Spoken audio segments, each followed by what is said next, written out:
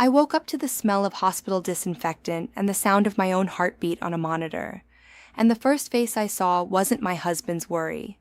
It was his lawyer's signature, already printed at the bottom of a stack of papers. He didn't ask if I was in pain. He asked if I had a pen. 3 days later, he married another woman. He thought he'd taken everything from me. He had no idea what he was actually walking away from. My name is Rachel Morgan. I'm 32 years old, a major in the United States Army, and for 11 years, I built a life out of discipline, the kind of discipline that teaches you to keep your face still, even when everything inside you is falling apart.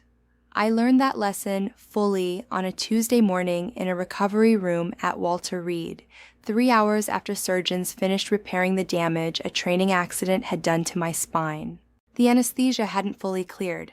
My mouth was dry, my ribs ached with every breath, and the fluorescent lights above me felt too bright, too loud in a way that light shouldn't be able to feel.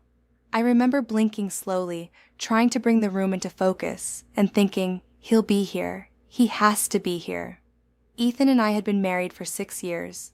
Whatever cracks had grown between us, I still believed that when it mattered, when I was lying broken in a hospital bed, my husband would walk through that door with flowers or coffee, or just his hand looking for mine. He walked in with a folder.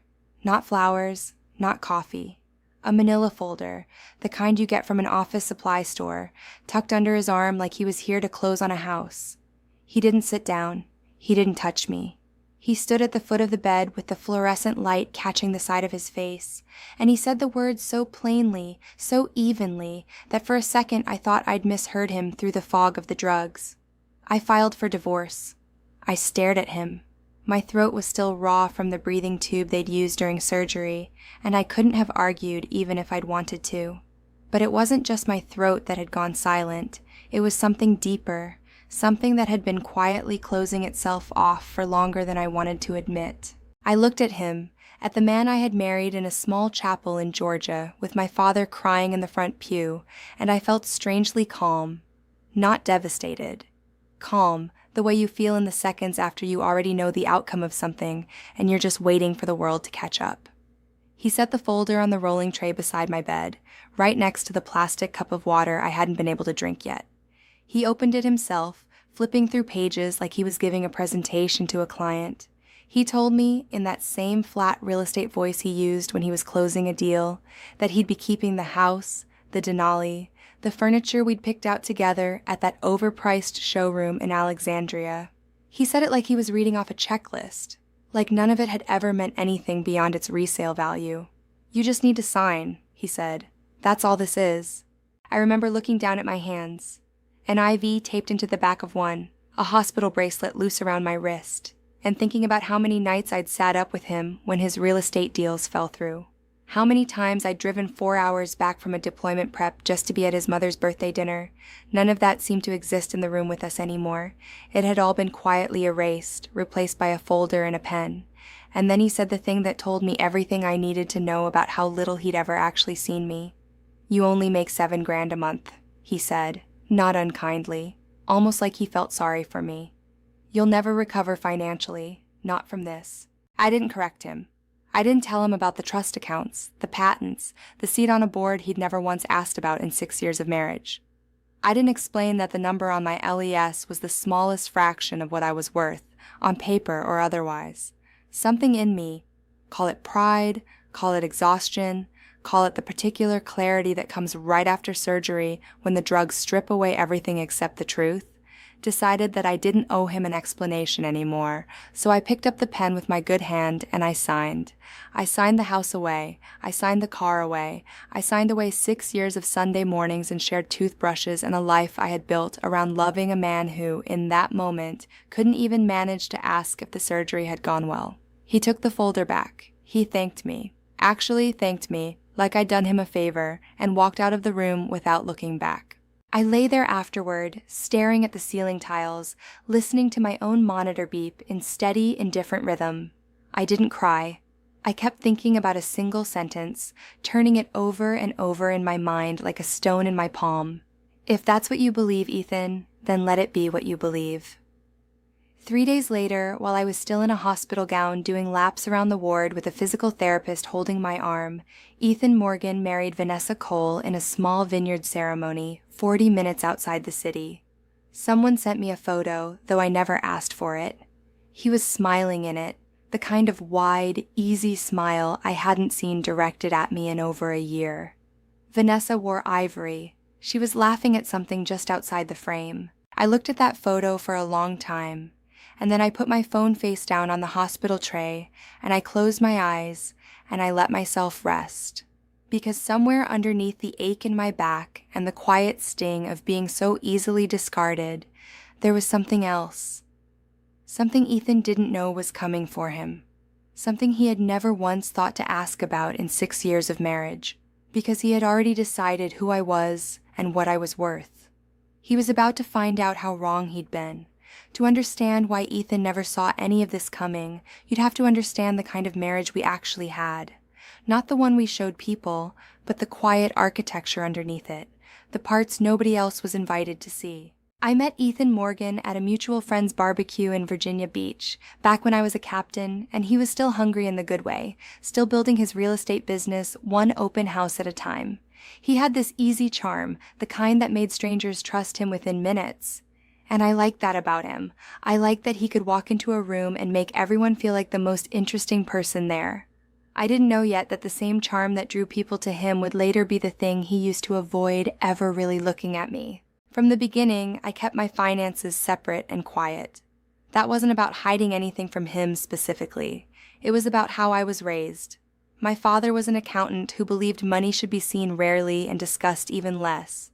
And when my Uncle Frank passed away, 4 years into my marriage, he left me something nobody expected: a minority stake in a small defense technology firm he'd helped found decades earlier, back when it was 3 guys in a garage in Huntsville. Alongside that came 2 patents I held jointly with him, systems related to logistics and predictive AI that, as it turned out, the Army itself had eventually licensed for testing. I didn't understand the full value of any of it at first. I just knew Frank had trusted me with it, and I wasn't going to be careless with what he'd built. So I found a wealth management firm through an old service buddy, set up a trust, and let the money grow quietly in the background of a life that otherwise looked exactly like every other military family's life. A modest 3-bedroom house, a Denali with too many miles on it, grocery coupons clipped out of habit more than necessity. I never wore anything that would have given it away. No watches, no handbags, nothing that said, "Look at what I have." Partly that was Army culture. You don't flash wealth around people who are living paycheck to paycheck on a staff sergeant salary. But partly, if I'm honest with myself now, it was a test I never admitted I was running. I wanted to know if Ethan loved the woman standing in front of him, or the version of success he assumed I represented. He failed that test slowly, in small ways, long before the divorce papers ever showed up at my hospital bed. There were nights early in our marriage when I tried to talk to him about money, not to boast, but just to be honest, the way a partner should be. I remember one dinner, maybe our 3rd year together, when I started to explain that my income wasn't only the number on my paycheck, that there were other things, accounts and holdings that belonged to both of us in spirit, even if the paperwork kept them separate for legal reasons. He cut me off before I even got the sentence out. "I know how military pay works, Rachel," he said, waving his fork like he was swatting away a fly. "You don't have to explain your paycheck to me." I sat there with my mouth still open around the beginning of a sentence he'd never let me finish, and something in me just closed. Not dramatically, not with tears. It was quieter than that. The way a door doesn't slam shut so much as it settles, click by click, until one day you realize it's been locked for years and you don't remember exactly when that happened. After that, I stopped trying to explain. I told myself it didn't matter, that a marriage wasn't a balance sheet, that love should be able to exist without either of us fully understanding the other's finances, but underneath that generous reasoning was something more honest and less comfortable. I had a husband who had already decided who I was, and he wasn't interested in updating the file. He started pulling away around year 5. I noticed the phone he angled slightly out of view during dinner, the client meetings that ran later and later into the evening, the new cologne that didn't smell like anything he owned. I'm not a fool, and I've spent over a decade reading people under pressure for a living. I knew, in the specific quiet way you know something you're not ready to say out loud yet, that he was seeing someone else. I found out her name eventually, Vanessa Cole, a client he'd sold a lake house to the year before. But by the time I had confirmation, I was 6 weeks out from a training exercise that would leave me on an operating table, and I was too depleted, physically and emotionally, to fight for something that had already quietly ended on his side.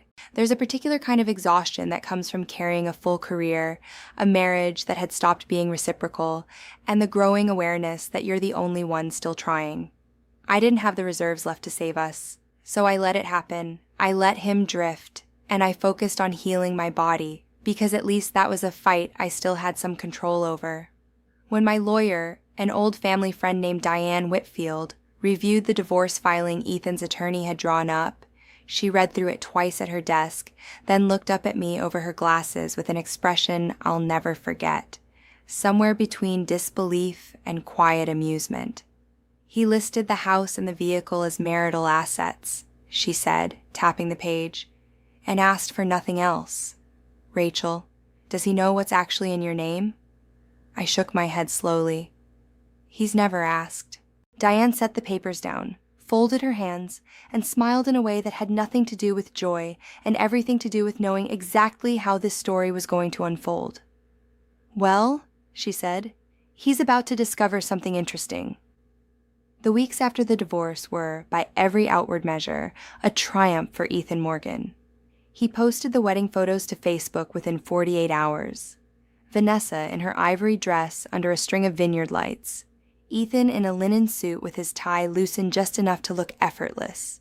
The captions were the kind designed to be read by an audience. "Starting our forever. Sometimes the best things come when you finally choose yourself." I saw it because a mutual friend from our old church group sent it to me. Not maliciously, just with the note, "Thought you should know before you heard it somewhere else." I looked at it once, felt a strange, distant ache that had more to do with nostalgia than heartbreak, and set my phone down. Vanessa, from what people told me, wasted no time making sure everyone knew she'd won. She wasn't cruel, exactly. She was the kind of woman who mistakes volume for confidence. She talked about me at parties before she'd ever met me, calling me the boring army wife to people who still had my number in their phones. She joked that Ethan had finally traded up, that he deserved someone who understood ambition instead of someone who spent a decade in fatigues playing soldier. Word travels in small circles, and ours was smaller than either of them realized. They went to Turks and Caicos for the honeymoon. Vanessa posted a photo of her feet in the sand next to a champagne glass with the caption, "New chapter, new life, new husband who actually provides." Ethan liked it within a minute of it going up. I know, because someone screenshotted it and sent it to me with 3 separate texts of outrage on my behalf that I never asked for, but appreciated anyway. What none of them knew, what Ethan himself didn't know, standing in our old kitchen bragging to his buddies about keeping the house like he'd won some kind of negotiation, was that the house had never been the asset that mattered. He kept the physical shell of our marriage. The mortgage, which was underwater by more than either of us wanted to admit after the market correction the year before. The Denali, 3 years old, with a check engine light that came on intermittently and that he'd been putting off having looked at. The furniture, half of which I'd bought secondhand and refinished myself on weekends when I was home between deployments. He'd kept the props, the set dressing, everything that photographed well and meant almost nothing on a balance sheet. What he hadn't asked for, because he didn't know it existed, was the actual architecture of what I owned. The minority stake in the defense firm my Uncle Frank had left me, which had quietly tripled in value over 4 years, as the company won 2 federal contracts nobody outside a small circle of investors had heard about yet. The brokerage account that held it, along with a diversified portfolio, my wealth manager, a sharp, no-nonsense woman named Patricia, had built for me with the kind of patience that compounds over a decade into real money. The 2 patents still generating modest but steady licensing income from the very branch of the Army I served in. A detail that, had he known it, might have made him laugh at the irony, or might have made him furious that he'd never once thought to ask what logistics systems consultant meant on my old fellowship paperwork. None of it was hidden through deception. It was simply never volunteered, because he'd never once created the space where volunteering it felt safe. And under the law, because every bit of it predated our marriage, or came to me through inheritance and intellectual property I held independently, none of it was subject to division.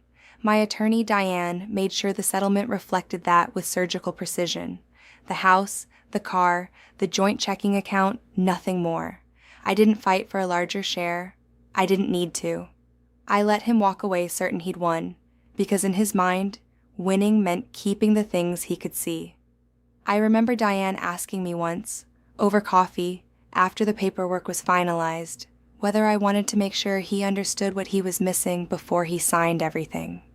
She said it delicately, professionally, the way lawyers do when they're offering you a form of justice, but want you to choose it yourself. I could make sure the language in the settlement makes it clear what your full net worth is, she said. Some people want their ex to know exactly what they lost. I thought about it for a long moment, stirring my coffee slowly, watching the steam curl up and disappear. No, I said finally. Let him find out on his own. Let it come from the world, not from me. There was something in me that needed it that way, not out of cruelty, but out of a kind of dignity I wasn't willing to give up, even in the face of everything he'd taken. I didn't want my worth to be a weapon I brandished at him on my way out the door. I wanted him to simply meet the truth naturally, in his own time, the way he should have met it years earlier if he'd ever cared enough to look. So I signed my part of the settlement, closed that chapter as quietly as I'd lived through it, and went back to physical therapy. Back to work. Back to the long, unglamorous process of rebuilding a body that had been through surgery, and a life that had just been legally rewritten in under 20 minutes at a courthouse in Fairfax County. I didn't think about Ethan much in those first days. I assumed, if I thought of him at all, that he'd go on living exactly the small, self-satisfied life he'd chosen, and that our paths would simply drift apart the way most divorced couples do, through obligation at first, then indifference, then nothing at all. I didn't know yet how quickly all of that would change. On the 4th day after the settlement was finalized, an envelope arrived at Ethan's new address. Official letterhead, a federal seal in the corner. It wasn't addressed from me or from Diane or from anyone connected to our divorce at all. It was the first thread in a fabric that was about to come completely undone. Ethan told me the story himself, months later, in a conversation neither of us expected to have. But piecing it together with what I already knew from the paperwork that eventually crossed my desk, this is how that morning actually unfolded. The envelope sat on the kitchen counter for almost an hour before he opened it. Vanessa noticed it first. She was the type to notice mail, to open bills before her second cup of coffee, out of some anxious habit she'd carried from a childhood where money had always been tight. She turned it over in her hand, saw the government seal, and called out to Ethan from the kitchen, only half paying attention. "Something came for you. Looks official." He opened it standing at the counter, still in his undershirt, coffee going cold beside him. It was a formal notice from a federal contracting oversight office, addressed to him only because his name had appeared tangentially in a due diligence file connected to a company he'd never heard of. The letter was dense with the kind of institutional language that takes 3 reads to fully understand, but the gist of it, once it landed, hit like a dropped weight. A defense technology firm was undergoing a routine ownership and compliance review ahead of a new contract award, and his own name had surfaced. Because, as the letter explained almost as an afterthought, his former spouse held a documented equity stake in the company, and his own recent loan applications and personal financial disclosures, filed during the last 2 years of our marriage, had listed household assets in ways that no longer reconciled with public filings now coming to light. He read it twice, he told me later, without understanding a single sentence of it beyond the words, "Your former spouse holds equity." The phone rang before he'd even set the letter down. It was his bank, the one holding the loan on a rental property he'd used to expand his real estate portfolio 2 years earlier, a loan he'd personally guaranteed, in part using financial statements that had included my income as part of our household's combined resources at the time, back when we still filed jointly. The loan officer's voice was polite, careful, the way people are when they're about to deliver news they know will not be well received. They were reviewing the file. There'd been a discrepancy flagged in an audit.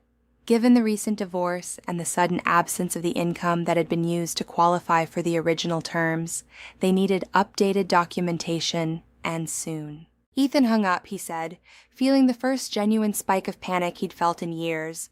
Then the second call came.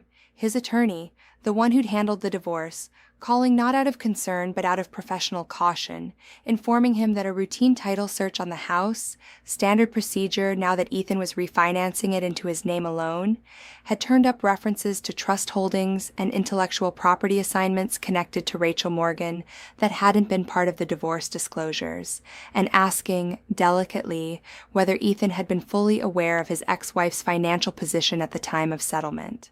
By the third call, this one from the IRS, regarding an inconsistency in a joint filing from 2 years prior, one that had claimed deductions based on income levels that public records now suggested were significantly understated, Ethan was sitting on the kitchen floor with his back against the cabinets, the phone pressed so hard against his ear that Vanessa said later she could hear the tiny voice from across the room. She stood in the doorway watching him. She told a mutual friend afterward, the color draining slowly out of his face like something being poured out of a glass. "What is going on?" she kept asking. "Ethan, what is going on?" He didn't answer her at first. He was too busy connecting a set of facts that had been sitting in plain sight for years. Facts he'd simply never bothered to look at, because he'd already decided, long before any of this, exactly what kind of woman he'd married. There was a real estate deal, too, the one he'd been chasing for months, a mixed-use development outside Richmond that would have been the biggest commission of his career. His investment partner on that deal, a man named Carl Denning, who'd been quietly running his own background checks as a matter of standard practice before finalizing a 7-figure commitment, called that same afternoon to say he was pulling out. Carl didn't accuse Ethan of anything outright. He simply said, in the careful language of men who've decided not to burn a bridge, but also don't intend to walk across it again, that certain representations Ethan had made about his personal financial standing during their early conversations didn't seem to hold up, and that he thought, at best, they'd part ways before any documents were signed. Ethan told me later that this was the moment it truly landed. Not the bank, not the IRS letter, not even the divorce lawyer's careful question.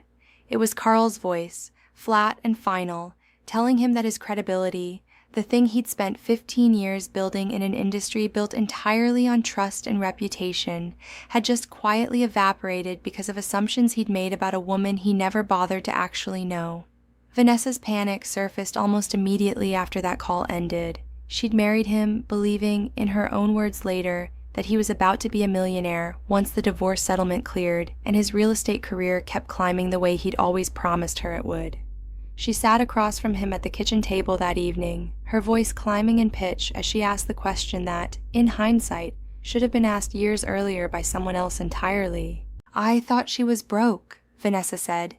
"You told me she made nothing. You told me the house and the truck were the whole picture." Ethan didn't answer. He opened his laptop instead, hands shaking slightly, and typed my name into a search bar for what he later admitted was the first time in 6 years of marriage. What came back stopped him cold. A patent filing, my name listed as co-inventor alongside my late uncle.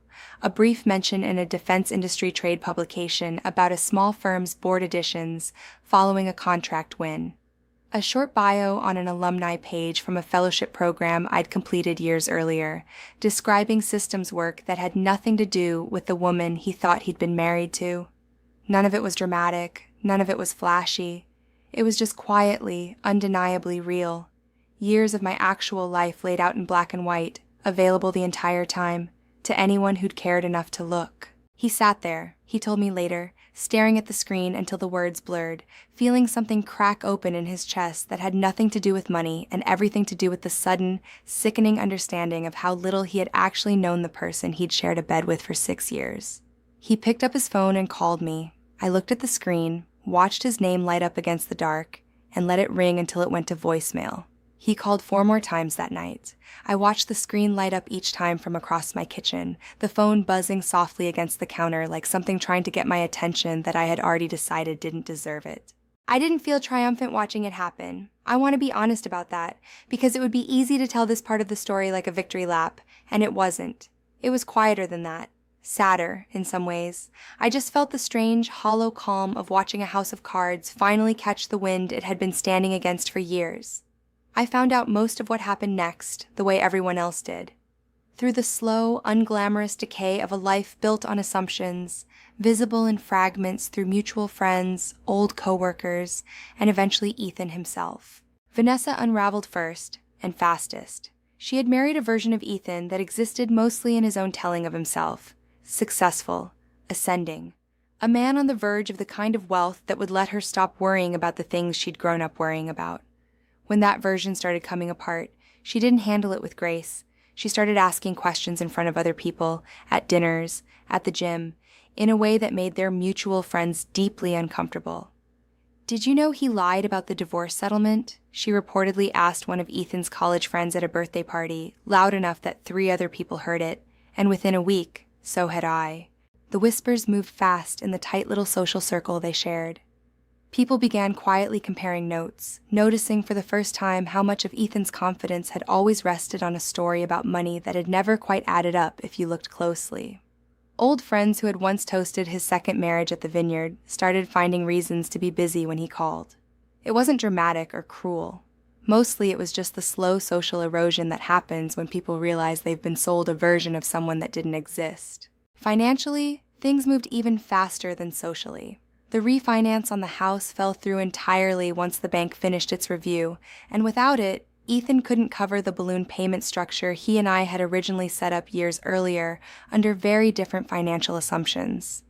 He tried to sell the house instead, but the market had shifted since we bought it, and after months of it sitting with barely any interest, he was forced to list it nearly $40,000 under what we'd paid.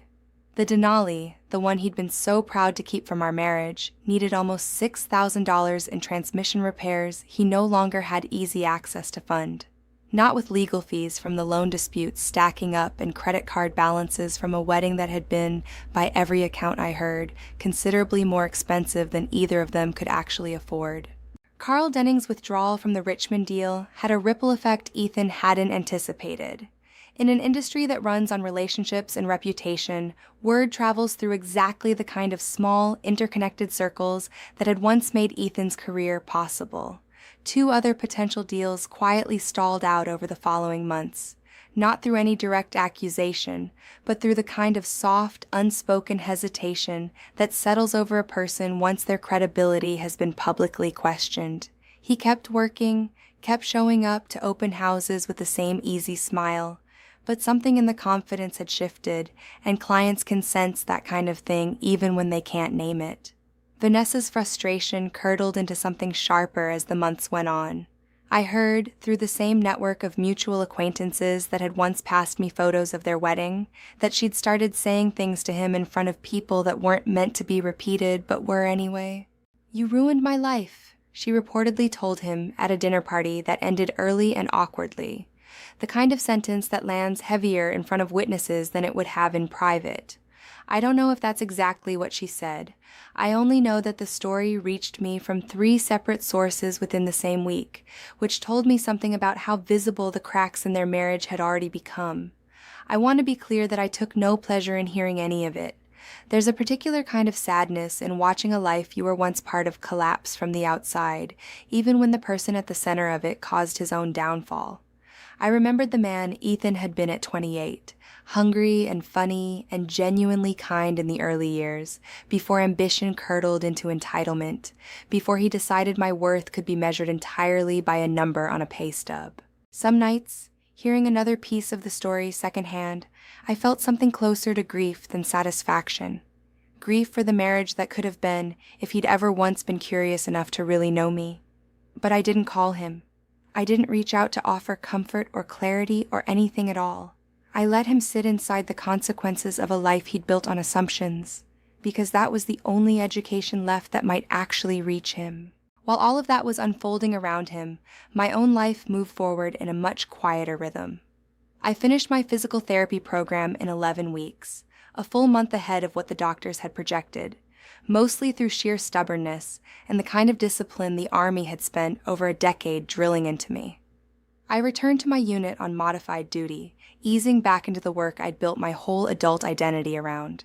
I sat in on a defense technology conference in Huntsville as a board observer for my uncle's old company, listening to engineers half my age talk about systems I'd helped shape years earlier, feeling something settle in my chest that had nothing to do with Ethan at all.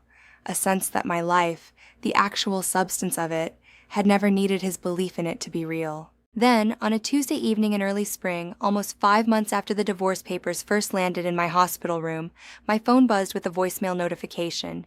Ethan's name sat above it on the screen, and beneath it, a small number I hadn't seen attached to his contact in years. 4 minutes and 12 seconds long. I stared at it for a long moment before I finally pressed play. His voice on the recording didn't sound like the man who'd stood at the foot of my hospital bed with a folder under his arm. It sounded smaller, tired in a way I hadn't heard from him even in our worst years together.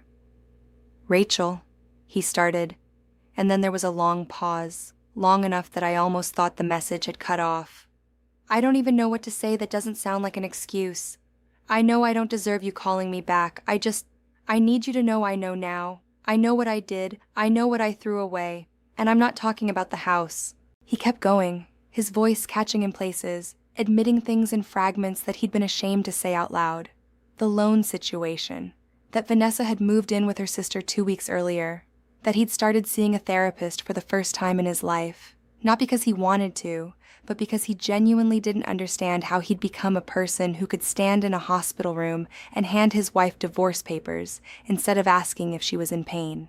He said my name 3 more times in the message, each time a little quieter, like he was testing whether it still meant anything for him to say it. I listened to the whole 4 minutes and 12 seconds twice before I decided anything. Then I called Diane. Not for legal advice this time, just to talk it through, the way you talk something through with someone who's watched the whole story unfold from the very beginning. She listened, and then she asked the only question that mattered. "Do you want to see him?" I sat with that question for 3 days before I had an answer, not because I was afraid of him anymore. There was nothing left in me that feared Ethan Morgan, no leftover tenderness sharp enough to hurt. I took the time because I wanted to be sure that if I agreed to meet him, it would be for the right reason. Not to gloat, not to let him see what he'd lost laid out in front of him like a trophy. I agreed to meet him because I realized, somewhere in that quiet stretch of days, that I still had one thing left to say, and I owed it to myself to say it out loud rather than let it sit unspoken forever. We met on a Thursday afternoon at a small coffee shop in Old Town. Neutral ground. The kind of place neither of us had any history with. He was already there when I arrived, sitting at a corner table, and I almost didn't recognize him at first. He'd lost weight. Not in the deliberate, gym-honed way he used to talk about at dinner parties, but in the tired, sleepless way that comes from stress eating away at a person from the inside. He stood up when he saw me, and for a second, neither of us said anything at all. "Thank you for coming," he said finally, his voice rougher than I remembered. I sat down across from him, ordered nothing, and let him talk first, because I could see he needed to get it out before he lost his nerve. He cried eventually, somewhere in the middle of it. Not the performative kind of crying I might have expected from him once, but something quieter, more involuntary, like it surprised even him. He told me he was sorry, that he understood now how badly he'd failed to see me, that he'd let a number on a pay stub become the entire measure of my worth, because it was easier than actually asking who I was underneath the uniform. He said Vanessa had used him almost as much as he'd used his own assumptions about me, that once the money didn't materialize the way she expected, she'd made it very clear what she'd actually married him for. He said it without much bitterness, mostly just exhaustion, like a man recounting a fever dream he was finally waking from. I let him finish. I didn't interrupt. I didn't offer the comfort of forgiveness before he'd earned the space to say what he needed to say. When he was done, when the silence between us had stretched long enough that the barista 2 tables over had refilled our neighbor's coffee twice, I finally spoke, and I kept my voice even, without a trace of triumph in it. "I didn't lose a marriage because I made less money, Ethan," I said. "I lost one because you never cared enough to actually know me.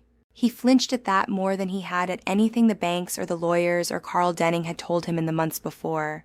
I think some part of him had hoped, walking into that coffee shop, that this conversation would end with some kind of financial reconciliation, some acknowledgement on my part of what he'd lost in dollar terms. I made sure that was never on the table. I hadn't come to talk about money. I'd never once, in this entire ordeal, needed him to know exactly what I was worth in numbers. What I needed him to understand, what I think, finally, in that small coffee shop, he actually did understand, was that the real loss had nothing to do with a stake in a defense company or a set of patents. It was the years he'd spent standing next to a woman he never bothered to truly meet. I reached into my bag and set a plain envelope on the table between us. Inside were copies of the original divorce papers, the same ones he'd handed me in that hospital room, along with a short handwritten note I'd drafted the night before. The kind of note that doesn't ask for anything back. I wasn't giving him closure out of forgiveness exactly. I was giving it to myself. Closing a door I'd been holding half open in some quiet corner of my mind since the moment he walked in with that folder under his arm. I hope you figure out who you actually want to be, I told him, standing up before either of us could turn the moment into something bigger than it needed to be. I mean that. I didn't wait for his response. I didn't need one. I walked out of that coffee shop into the ordinary brightness of a Thursday afternoon, past people going about lives that had nothing to do with mine, and I didn't look back over my shoulder the way people do in movies when they want to see if the other person is watching them leave. I already knew he was. It didn't matter anymore. Nearly a year passed after that afternoon before Ethan Morgan crossed my path again. And when he did, neither of us was expecting it. A year is a long time when you spend it rebuilding instead of grieving. By the time the invitation arrived, a formal card, embossed lettering, an evening reception hosted by a National Defense Innovation Council, I almost didn't recognize the woman it was addressed to. Major Rachel Morgan, recipient of a commendation for contributions to next-generation logistics systems, work that had grown directly out of the patents my Uncle Frank had left me, work I'd spent the better part of a decade quietly building alongside my actual career, the one nobody ever needed to see the dollar signs behind to understand. I almost didn't go. Ceremonies like that had never been my language. I'd spent my whole adult life more comfortable in a briefing room than a ballroom, more at ease giving orders under pressure than accepting applause under chandeliers. But my old physical therapist, who'd become something like a friend over the 11 weeks of recovery, talked me into it over coffee one Sunday morning. "You don't owe anyone humility forever, Rachel," she said. "Let people see what you built." So I went. I wore a simple navy dress, no jewelry beyond my late mother's small gold earrings, and I stood in a hotel ballroom in Arlington, surrounded by generals, engineers, defense contractors, and colleagues who had known me only through the quiet, steady version of myself I'd always presented. Capable, understated, unbothered by attention. My commanding officer gave a short speech about the systems I'd helped develop, how they'd already saved real money and real time in 3 active deployments. My old teammates from the unit sat at a table near the front, cheering louder than the room's dignity probably called for, and I laughed, genuinely, for what felt like the first time in longer than I wanted to admit. I wasn't hiding anymore. Not my success. Not the years of work behind it. Not the quiet architecture of a life I'd built entirely on my own terms. But I also wasn't performing it for anyone. I accepted the commendation the way I'd lived most of my career. Steadily, without needing the room's validation to know it mattered. It was near the end of the evening, as servers began clearing dessert plates, and the string quartet shifted into something slower, that I saw him. Ethan was standing near the edge of the room. Not as a guest, exactly. I learned later he'd come with a cousin who worked event logistics for the hotel, helping oversee the catering staff for the night. He looked different. Thinner still, but steadier somehow. Like a man who'd stopped running from something and had finally turned to face it instead. He wore a simple black suit, nothing like the linen he'd worn at his wedding. And when our eyes met across the room, there was no performance in his expression at all. No charm, no real estate smile. Just something quiet and a little sad, and underneath that, something that looked almost like peace. He started toward me, and for a moment my chest tightened with the old, familiar bracing I used to feel before difficult conversations with him. But it passed quickly, the way storms do once you've weathered enough of them to know their shape.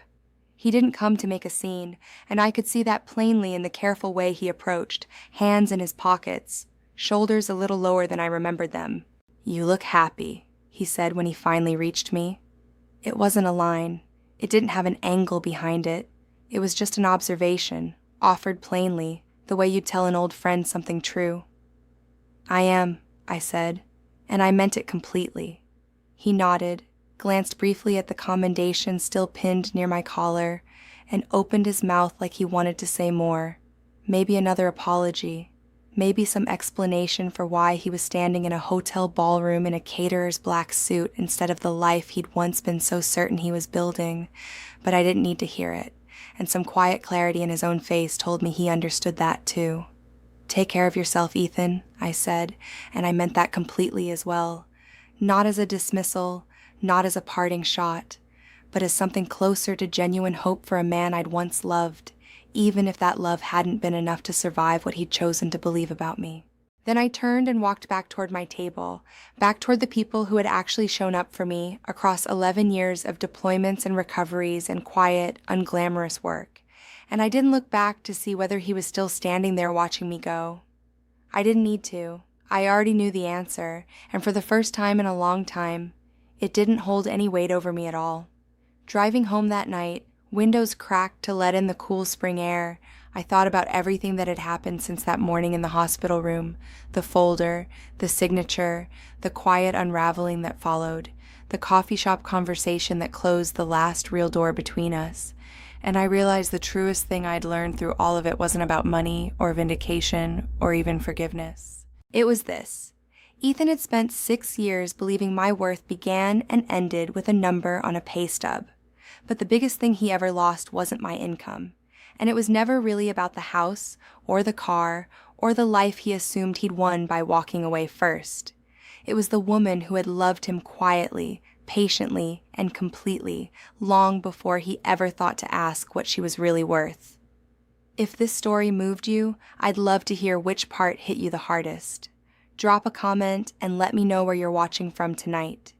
Stories like Rachel's remind us that real strength often looks quiet, that dignity can be its own kind of victory, and that the people who truly know our worth are the ones who never needed a number to see it.